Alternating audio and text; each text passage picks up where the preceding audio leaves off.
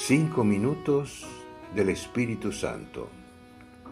16 de mayo. Hoy dejo en tu presencia, Espíritu Santo, a todos mis seres queridos, porque solo están seguros si tú te apoderas de sus vidas. Penetra en ellos con tu fuerza, cúralos de toda enfermedad y de toda debilidad. Sana también todo lo que esté herido en su interior, todo mal recuerdo, toda angustia, todo mal sentimiento. Tú conoces sus perturbaciones interiores y solo tú puedes liberarlos de sus males más profundos. Bendice a mis seres queridos, Espíritu Santo. Concédeles éxito en lo que emprendan.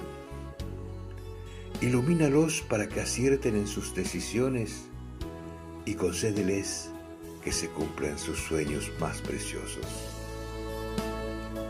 Muéstrales el camino para alcanzar su felicidad. Derrama en ellos tu paz, tu alegría, tu amor. Llénalos de esperanza, de luz, de consuelo. Y transfórmalos cada día, espíritu de vida, para que puedan madurar y crecer, para que sean cada vez más bellos por dentro. Corrige sus defectos y sus vicios, y muéstrales la hermosura de las virtudes. Derrama en ellos tu amor, para que se parezcan cada vez más a Jesús y sigan sus pasos.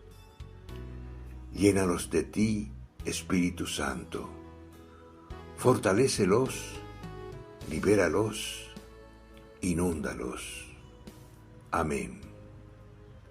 Cardenal Víctor Manuel Fernández.